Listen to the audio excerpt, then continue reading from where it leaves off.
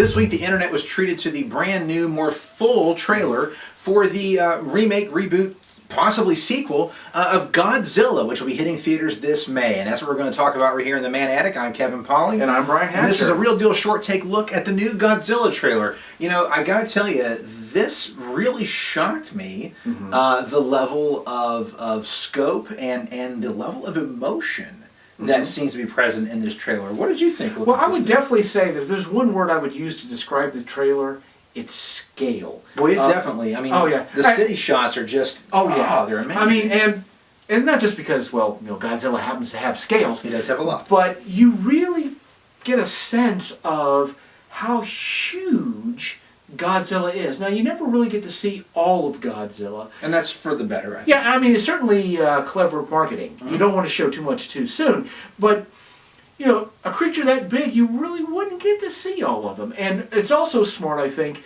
that they keep the camera on the ground for the most part. Yeah. I mean, you do get some aerial shots. Of the devastation. Of the devastation. Right. But whenever Godzilla's around, they put the camera exactly where you'd be if you were seeing him. Right. And so you definitely feel the weight of that of something that huge, and certainly the fear you would feel if something like that just happened to show up and you knew you were... Well, one of the things I really like about the trailer, you know, is I like the idea that this feels like, and the dialogue and in the scenes that we see, this feels like it's almost a direct sequel to the original 1954 Godzilla King of the Monsters with Raymond Burr. And I think that's very interesting because when I heard about this remake, I thought, it's going to be like the 98 version, you know, and the less said about that, the better.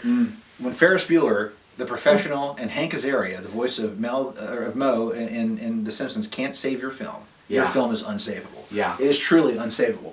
But, you know, my thinking was, you know, I thought it was just going to be kind of a reboot, and here we go. It's just Godzilla shows up in New York or Los Angeles or whatever. Right. And instead, this feels like it's connected to that original film, that it has the connection, you know, to the Japanese films. Now, what I find interesting is it seems like in the trailer we're getting glimpses of potential other monsters that he might be fighting. So I wonder, you know, where does this film lie in the Godzilla canon? Do the older films that happened from the Toho Studios era, do those factor in to this? Will we be seeing these creatures Rodan or Gigan or any of or Mothra or any of those big creatures, or are they brand new creations for the United States, which they could be?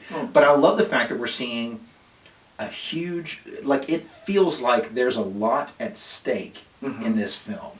Oh, certainly. And I mean, you feel the weight, the literal weight of this huge, gigantic monster that's basically a force of nature. I mean, there's just no possible way of dealing with it. I love that he's treated like a tornado or a monsoon. I mean, it's really amazing how they treat that. But this is a human story, too. There's a lot of heartbreak, you know. Oh, Bryan Cranston, and great casting choice. Anytime you can put him in something. And I'm thinking, I have that feeling when that big metal door is closing, and it's probably his wife on the other end. You know, he's just closing her up to protect her. And probably, you know, you get that feeling, you know. He's not going to see her again. You know. Yeah. And that also, this beautiful set of detail that you get out of this movie. There's that one scene where you're on the other side of these big metal doors closing, and you just happen to see Godzilla's head, and he's opening his mouth, and you know he's about ready to spit some fire, and you just see the waves, the ripples of the heat as he's opening his mouth, and you know it's just that attention to detail that I just love about this trailer. Well, you got a great director in Gareth Edwards who really got my attention with Monsters. I thought that was just such a great film, and the guy even did his own visual effects on his own computer for that movie. But he really understands visual effects and storytelling and pacing and scale.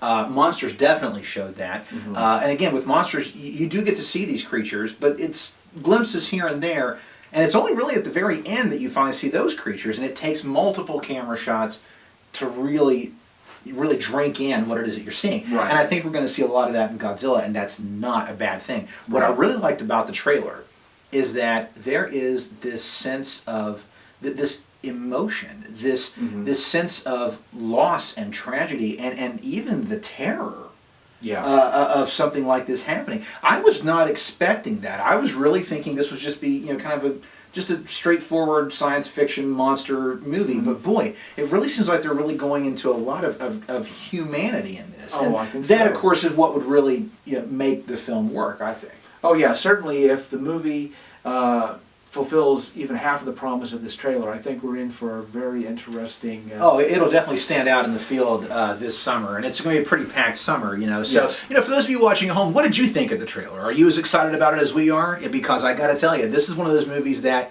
with this trailer, it just rocketed up on my list of must-see films for the year. Brian, I think you and I were both talking. It's sort of the same thing for you. Yes. So, you know, let us know in the comments below, man. Are you excited for Godzilla, or do you really just, do you have to have that man in the rubber suit? Or are you just one of those people who could care less about Godzilla, and if you are, shame on you.